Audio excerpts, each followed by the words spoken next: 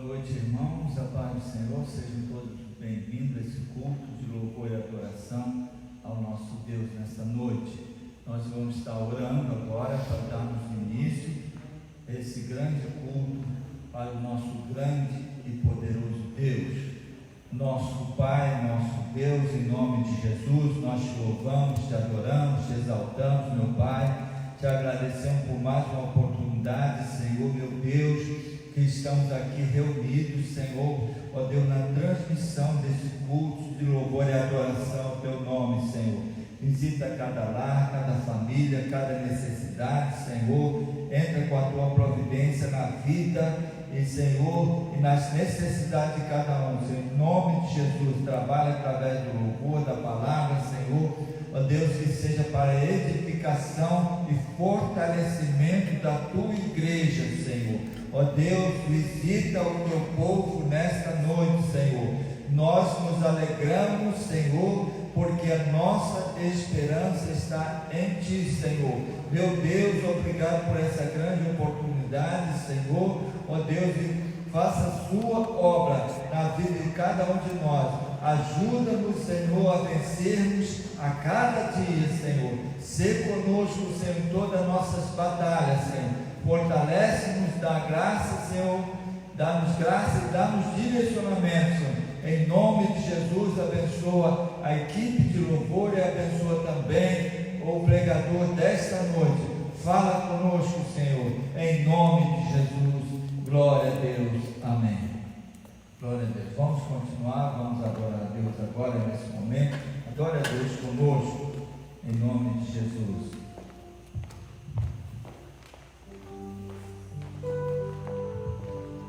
Amém, irmãos, a paz do Senhor. Estamos alegres com o Senhor nessa noite, mas com muita saudade dos irmãos. Saudade de estar perto, de abraçar, de deixar uma palavra de consolo. Quanta saudade! Mas a certeza de estarmos juntos é tão grande.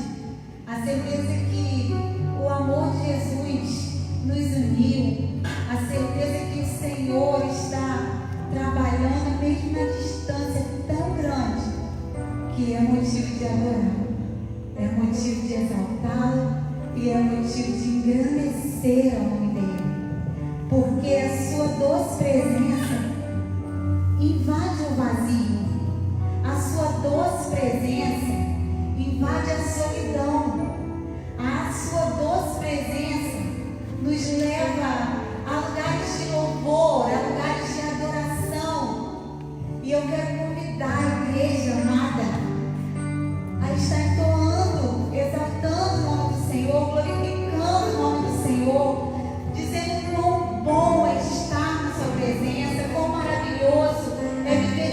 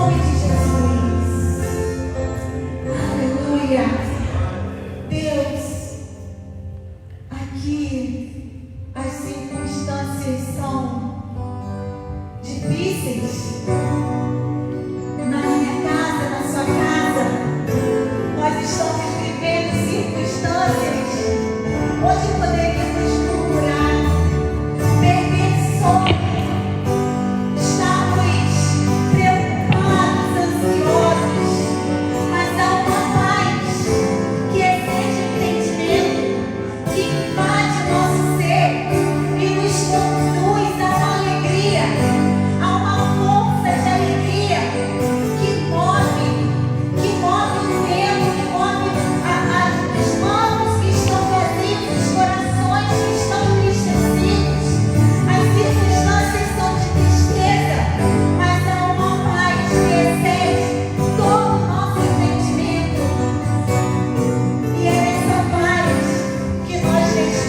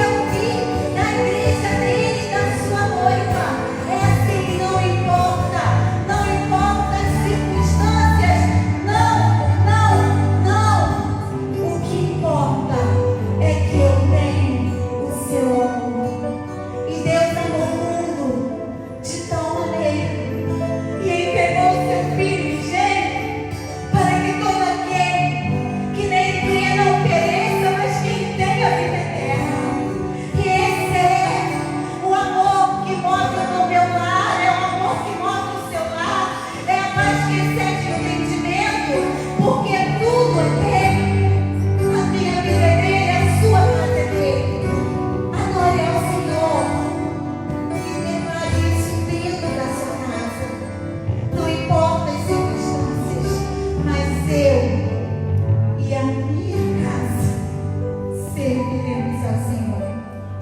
Amém? E nessa noite, eu gostaria que esses guerreiros que estão aí guardados por um tempo que eu creio que já está acabando, se levantem e se preparem, porque essa nova cara que nós vamos ter, essa nova veste, esse novo crente que está sendo moldado dentro da casa, ele vai chegar. E eu quero te convidar a entoar esse louvor, dizendo que você só está sendo preparado, mas que está de pé e com tudo em cima. Amém? Lá na sua casa você pode bater palmas, adore o Senhor da sua forma. E nós aqui vamos cantar e adorar o Senhor com esse canto de louvor e de preparo para esse tempo. Amém?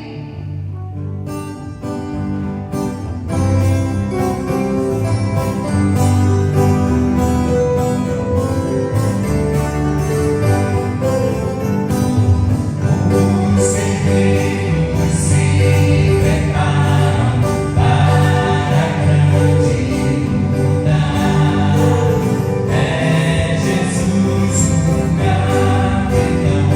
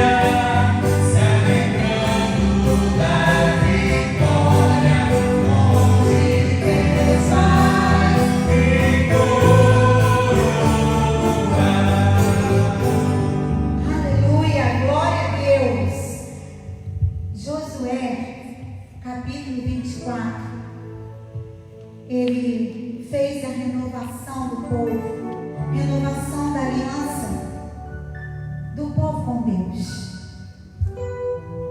Ele fez uma proposta para o povo. E Josué disse ao povo: sois testemunhas contra vós mesmos de que escolheste o Senhor para o servir.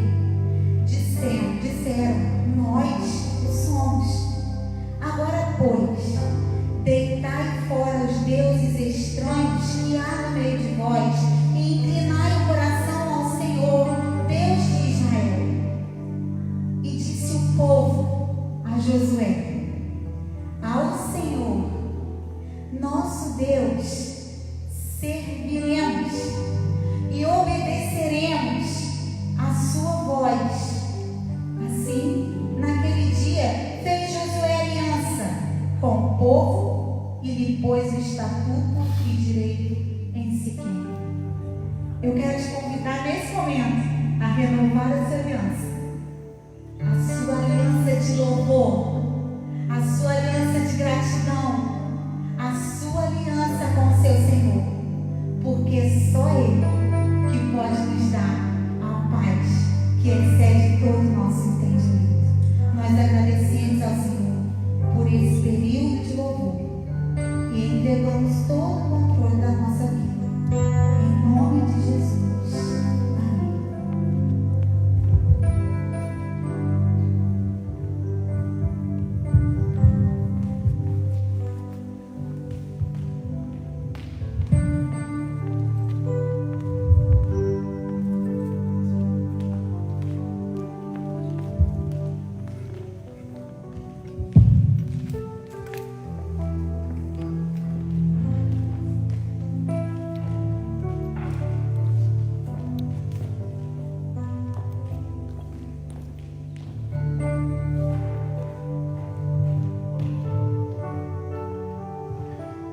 Boa noite, irmãos. A paz do Senhor para todos.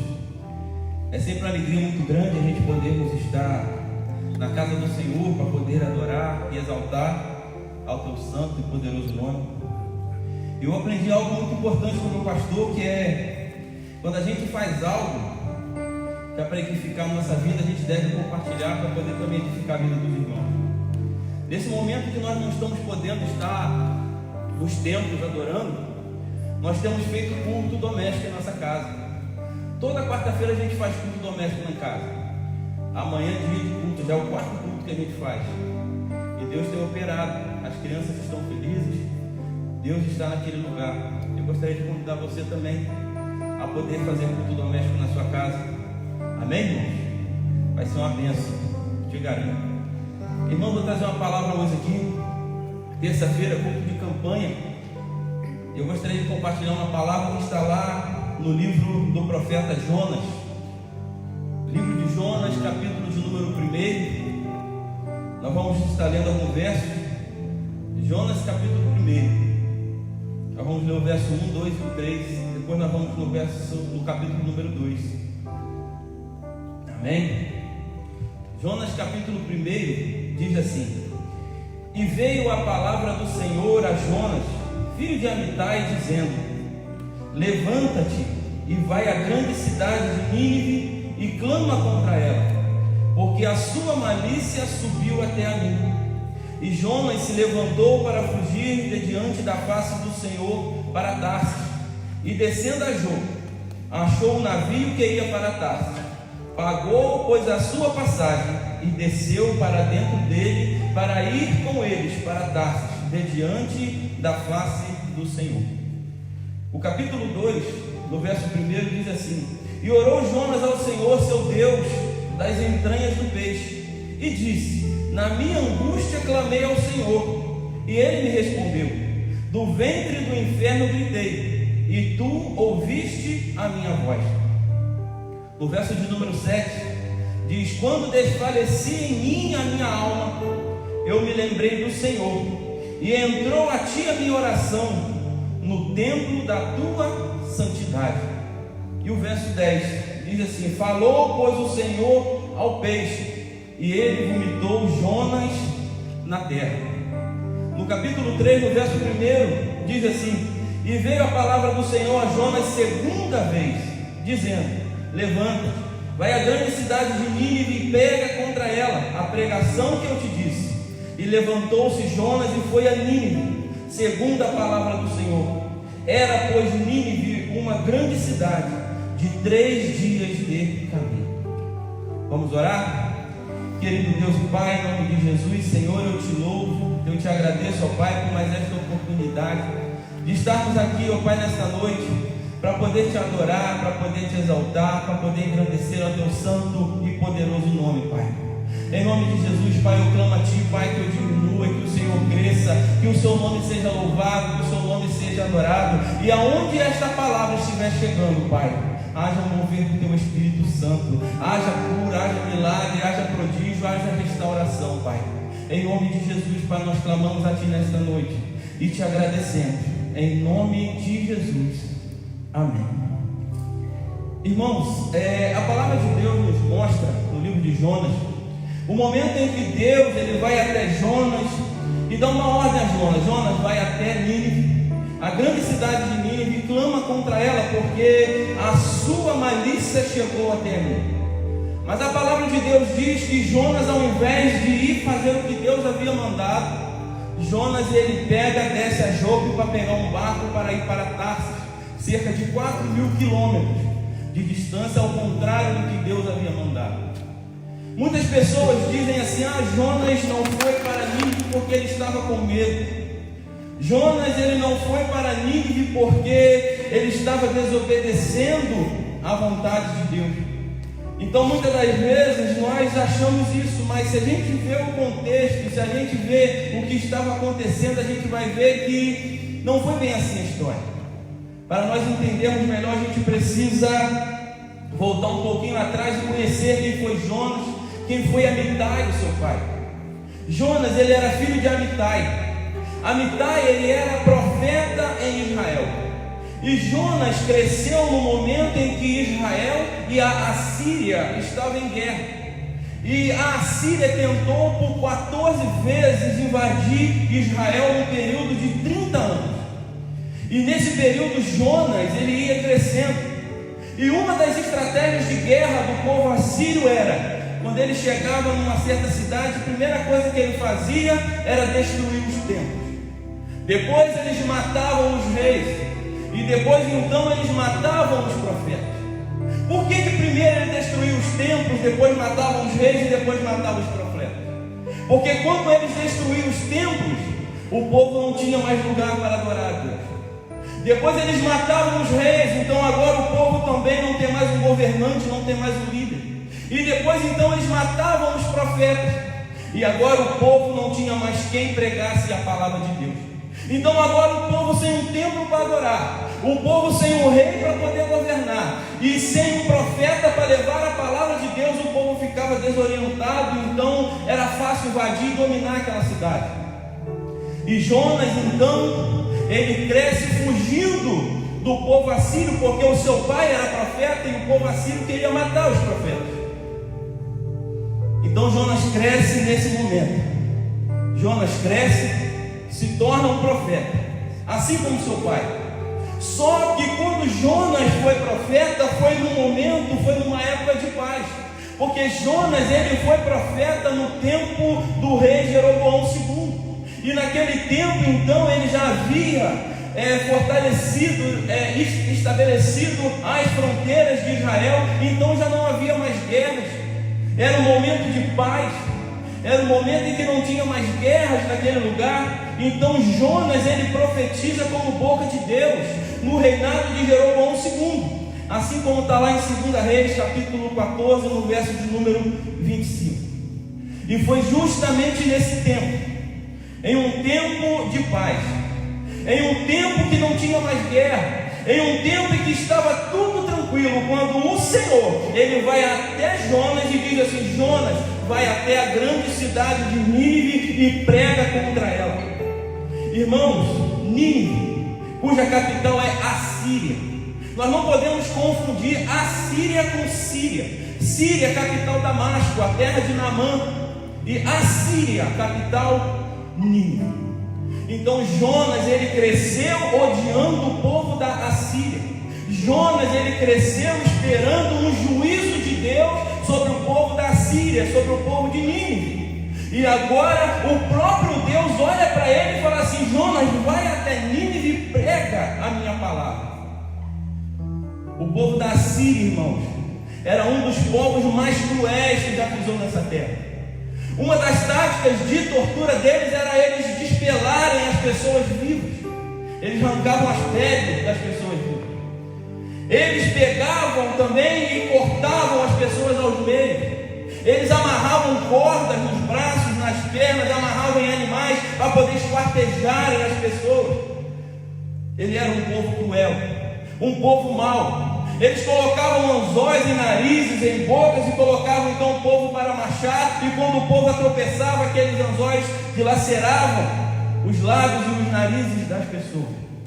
Jonas estava esperando o juízo de Deus sobre esse povo. Jonas cresceu odiando esse povo. Mas agora o próprio Deus olha para Jonas e fala assim: Jonas, vai lá em Nínive, avisa para eles que se eles se arrependerem, que se eles pararem de adulterar, que se eles pararem de roubar, que se eles pararem de matar, que se eles pararem de adorar outros deuses, num prazo de 40 dias, eu perdoo os seus pecados. Então Jonas não querendo ajudar esse povo, Jonas não querendo resgatar esse povo, a Bíblia diz que ele se afasta e foge de diante da face do Senhor. Só que o salmista vai dizer: para onde eu fugirei? Se eu subir aos céus, ali tu estás. Se eu montar minha cama no inferno, ali também tu estarás. Então Jonas, ele foge de diante do Senhor para não fazer a vontade de Deus, para não pregar a palavra do Senhor. Só que Jesus, ele nos ensina uma grande lição que nós devemos fazer. E qual lição é essa, Elton? É nós irmos por todo mundo e pregar o Evangelho a toda criatura. E Jonas não quis pregar. Jonas, então, ele tenta fugir de Deus. E a gente vê que quando o homem desobedece a Deus, quando o homem tenta fugir de diante do Senhor, quanto mais ele se afasta de Deus, mais para o buraco ele vai. Quanto mais ele se afasta do Senhor, mais para o buraco ele se afunda. Porque primeiro Jonas desce até Jope, compra uma passagem, depois ele desce para o navio, depois ele desce para o porão, depois ele desce para a barriga do peixe, e depois então ele desce para o fundo do mar. A gente vê que quanto mais o homem foge da presença de Deus, mais ele vai descendo, mais ele vai se afastando de Deus, mais ele vai para o buraco. Mas se você notar, se você perceber, para Jonas estava uma coisa normal. Ele primeiro desceu para Jope, depois ele comprou uma passagem, desceu para dentro do navio, desceu para o porão e desceu para a barriga do peixe. E a gente vai se afastando de Deus e vai se afundando no buraco, vai se afundando cada vez mais. E quando a gente percebe, nós já estamos no meio do buraco, nós já estamos dentro do buraco. E é assim que aconteceu com Jonas. Deus deu uma ordem para Jonas: Jonas, vai a Nínive. Mas ele entra no barco e vai na direção contrária, para Tarsis, cerca de 4.000 quilômetros de diferença. Mas a palavra de Deus diz que Jonas, ele paga a sua passagem. Jonas não entrou ali de graça. E as pessoas hoje em dia têm pagado, ou têm pago para viver longe do Senhor. As pessoas pagam para se prostituir, as pessoas pagam para beber, as pessoas pagam para fumar, as pessoas pagam para ir ao baile, as pessoas pagam para ir a uma festa mundana, as pessoas pagam para viver longe de Deus. Mas a palavra de Deus diz que o salário do pecado é morte, mas o dom gratuito de Deus é a vida eterna em Cristo Jesus. O diabo te cobra para te afastar de Deus, mas o que Deus tem para você é de graça. O que Deus tem para você é de graça. O dom gratuito de Deus é a vida eterna. Então Jonas, ele paga a sua passagem, desce ao porão e dorme. Só que esse sono não é um sono normal. Esse é um sono espiritual. Esse é um sono de fuga. Esse é um sono que ele foge de si mesmo. É um sono de depressão. Porque tem pessoas que para fugir de si mesmo, elas dormem. Pessoas para fugir de problemas, elas dormem. E acham que quando elas acordarem, o problema vai estar ali resolvido e tal, só que não vai. Nós temos que resolver o problema. Nós temos que resolver. Eu estava em um cliente ontem atendendo, e ela falou assim: eu e meu marido ontem brigamos. Ele foi dormir na sala, eu fui dormir no quarto, para no outro dia ele veio e já estava tudo resolvido. Mas eu olhei para ela e falei assim: nós não devemos deixar o sol se pôr sobre a nossa ira. A gente deve resolver o nosso problema. Porque a gente dorme achando que vai resolver o problema, mas o problema só aumenta. Porque se você parar para analisar, Jonas, ele desce ao porão e dorme. Mas enquanto Jonas dormia, a Bíblia diz que veio uma forte tempestade sobre aquela embarcação. E o vento veio por causa de um problema que estava dentro da embarcação. Tinha um problema ali para ser resolvido. E Jonas estava dormindo. E a tempestade estava do lado de fora, assoprando, assolando. Então a gente começa a perceber o quê? Que Deus, ele permitiu a tempestade sobre aquele barco, porque tinha algo errado dentro daquele barco. E muitas das vezes, não vou dizer todas, mas muitas das vezes em nossas vidas acontece algo errado, acontece uma tempestade, porque existe algo errado dentro da nossa vida. E a gente precisa resolver. A gente vê hoje em dia, está nas redes sociais, todo mundo às vezes com um casamento certinho, com um casamento que talvez é um exemplo para o outro, mas para poder receber essa bolsa, esse auxílio emergencial, bota lá: eu estou separado do meu marido, eu estou separado do meu esposo para poder receber R$600. Você está abrindo uma brecha na tua vida para o inimigo entrar na tua casa. Aí o vento vem, começa a soprar e você pergunta o que está acontecendo. Aí eu digo: foi a brecha que você deu. Tem algo errado dentro da tua casa e você precisa consertar. Deus permitiu a tempestade porque tinha algo errado dentro da embarcação. Os marinheiros então ficaram assustados, porque aquela tempestade não era comum. Eles estavam acostumados a fazer aquele trajeto aí para Tarsis. Só que naquele momento acontece uma tempestade, e a Bíblia vai dizer que eles começam a procurar ajuda nos deuses dele. Começaram a buscar ajuda nos lugares errados. E muitas das vezes em nossas vidas acontece isso conosco. A gente está passando por problema, a gente está passando por dificuldade, e a gente não busca ajuda no lugar errado. A gente vai contar o nosso problema para quem não devia. E o inimigo olha para eles e fala assim: olha, lancem tudo fora. E a Bíblia vai dizer que eles começam a lançar fora as suas fazendas, começam a lançar fora as coisas que eles tinham dentro do barco para tirar o peso que estava dentro do barco. Porque é isso que o inimigo quer que você faça. Está com problema no casamento, deixa essa mulher e arruma outra. Está com problema com o filho, abandona ele. Está com problema no emprego, deixa o emprego e arruma outro. Tem um funcionário dando problema, mas o cara é bom, mas está dando problema, manda ele embora e coloca outro no lugar. É isso que o inimigo quer que você faça. Quer que você jogue as coisas fora, quer que você tire o peso da sua vida. Porque é mais fácil você largar um casamento e fazer outro, do que você lutar pelo casamento que Deus te deu. O inimigo quer que você faça isso. Lança esse peso fora. Só que aí a palavra de Deus, Jesus disse: sabe o que? Vinde a mim, todos vós que estáis cansados e sobrecarregados, que eu vos aliviarei, porque o meu jugo é suave e o meu fardo é leve. Enquanto o inimigo quer que você larga, você joga esse fardo da sua vida fora, Jesus Cristo está falando: segura o meu fardo, porque ele é leve, porque ele é suave. Então eles descem ao porão, encontram Jonas dormindo, acordam Jonas e começam a jogar sorte, a sorte cai sobre Jonas. E começam então a perguntar: quem é você? De onde você veio? O que você está fazendo aqui? E Jonas fala assim: eu sou hebreu, eu sirvo ao Deus Todo-Poderoso. Aí eles perguntam: então pergunta ao seu Deus o que nós devemos fazer. Agora eles foram ao lugar certo. Agora eles foram ao Deus Todo-Poderoso, que pode mudar toda essa situação, que pode acalmar toda essa tempestade.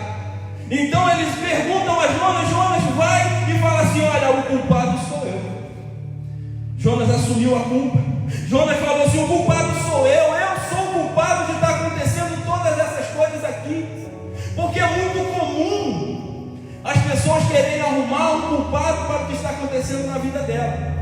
Eu vou me separar por causa da minha esposa, eu vou me separar por causa do meu esposo, eu vou sair da igreja por causa do meu pastor, por causa do ministério do louvor. É muito fácil querer botar culpa em outra pessoa. Mas Jonas não.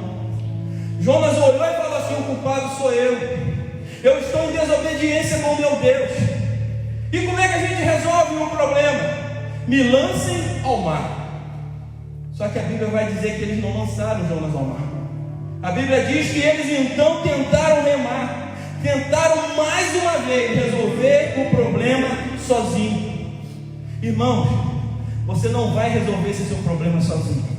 Você não vai conseguir encontrar essa cura sozinho. Você não vai conseguir restaurar o seu casamento sozinho. Você não vai conseguir resgatar seus filhos da droga sozinho. Você não vai conseguir essa porta de emprego sozinho. Você precisa colocar Deus no seu negócio. Você precisa colocar Deus no centro da tua vida. Você precisa colocar Deus no centro da tua casa.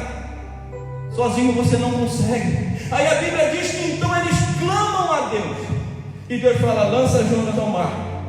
E lançaram Jonas ao mar, e a tempestade parou. E a Bíblia diz que todos ali se converteram. E veio um grande peixe e engoliu Jonas. Irmãos, deixa eu te falar uma coisa.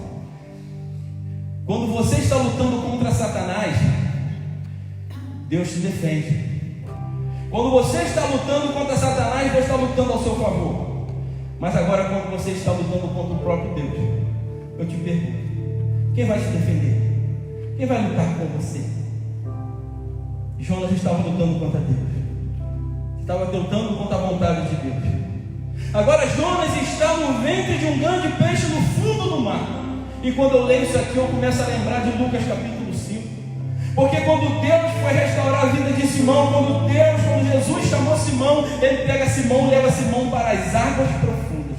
Ele leva Simão nas águas profundas, porque ele já tinha tido 2 encontros com Simão lá em João capítulo 1 e em Lucas capítulo 4. Simão ainda não tinha se convertido. Então Deus pega ele, Jesus pega ele, perdão, e leva ele para dentro do mar, nas águas profundas, e olha para ele e fala assim: Simão, a partir de hoje você não pega mais peixe. A partir de hoje você pegará homens. Será um pescador de homens. Assim Deus fez com Jonas.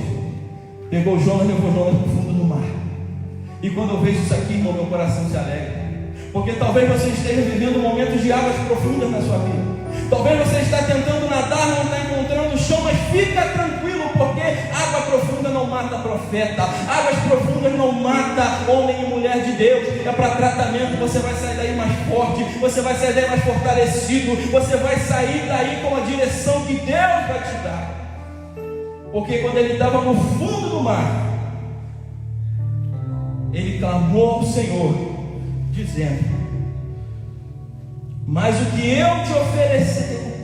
te oferecerei sacrifício, a voz de agradecimento, e o que vou te pagarei, do Senhor vem a salvação. E a Bíblia diz que o peixe vomita ele na praia. E mais uma vez Deus olha para ele e fala assim: Jonas, vai a Nínive e prega contra ela. E a Bíblia diz então que Jonas ele vai até Nínive. Nínive, irmãos, era uma grande cidade, com cerca de 120.000 pessoas, 120.000 habitantes. E Jonas teve que percorrer de rua em rua, gritando e pregando a mensagem que Deus havia mandado ele pregar. E que mensagem é essa, Elton? Arrependimento. Arrependei-vos. Arrependei-vos. Essa era a mensagem que Jonas estava pregando ali. E Jonas então começa a pregar em Nínive. E então ali o rei declarou um grande jejum de arrependimento.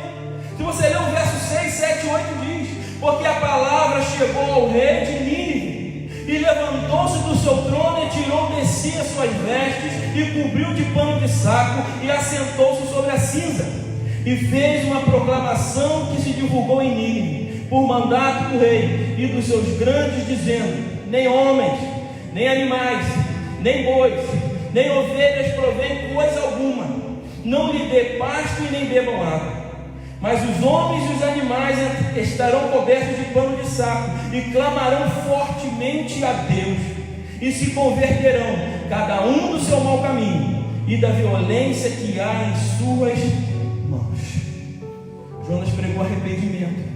Houve arrependimento naquela cidade, houve arrependimento, houve um grande jejum. Então Deus, irmãos, Deus, Ele não quer descer o juízo sobre o seu povo. Ele quer que o seu povo se arrependa dos seus maus caminhos. Se você abrir a tua Bíblia, você vai ver que em 1 Reis, capítulo 21, Acabe, o perverso rei pecador, se arrepende e encontrou misericórdia. Em 2 Crônicas, capítulo 33, Manassés, o rei perverso, se arrependeu e Deus o perdoou. 2 Reis, capítulo 22, Josias se arrependeu ao ouvir a palavra da lei e sua vida foi poupada. O mais vil pecador encontra perdão quando ele se arrepende dos seus maus caminhos. Jonas pregou arrependimento em Nínive, e houve arrependimento. E eu te digo uma coisa nessa noite: arrependimento gera livramento. Arrependimento gera livramento. O povo se arrependeu. E no capítulo 4 nos mostra o momento do descontentamento de Jonas. Jonas então olha para o povo e fala assim: está vendo, Senhor? Por isso que eu não queria vir aqui a Nínive pregar, porque eu sabia que se eu pregasse aqui, o Senhor, que é um Deus misericordioso, iria descer a sua misericórdia sobre esse povo e iria perdoar. A Bíblia diz que Jonas ficou triste. Ou ele olha e fala assim: ó, por isso me preveni fugindo para Tarso, pois sabia que és Deus piedoso, misericordioso, longânimo e de grande benignidade, e que te arrependes do mal. Jonas não queria pregar em Nínive, porque ele sabia que se ele pregasse lá, o povo iria se arrepender. E ele cresceu esperando o juízo de Deus sobre aquele povo. E agora o próprio Deus manda ele lá e pregar a palavra. E o povo se arrepende. Jonas, entristecido, vai para fora da cidade, monta uma tenda e fala assim: eu vou ficar esperando aqui, quem sabe Deus muda a sentença sobre esse povo. E essa é uma grande diferença entre o homem e Deus, porque o homem olha e enxerga o que está diante dos seus olhos, mas Deus enxerga o que está no coração.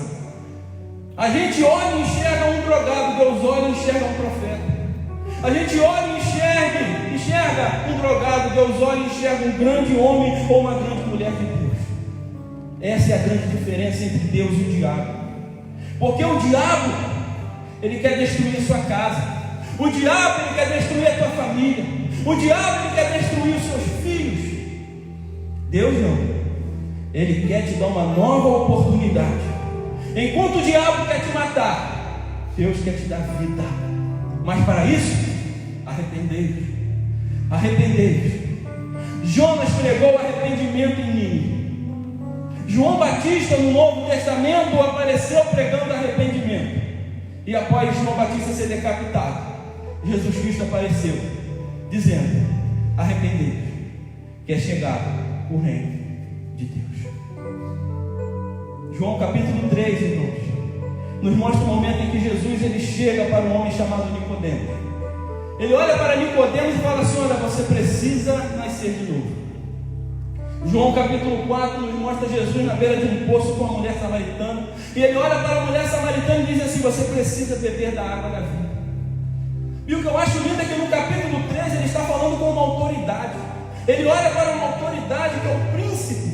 Ele mesmo fala e diz assim: você precisa se arrepender. E no capítulo 4 de João, ele olha para uma mulher samaritana que nem o nome dela na Bíblia tem, apenas o lugar de onde ela veio, e fala assim: você precisa se arrepender. E o que eu acho lindo no Evangelho de Cristo é isso, irmão. É que ele olha para uma autoridade e diz: você precisa se arrepender. Ele olha para uma mulher samaritana e diz: você precisa se arrepender. Então a gente começa a ver que não existe dois evangelhos, existe apenas um.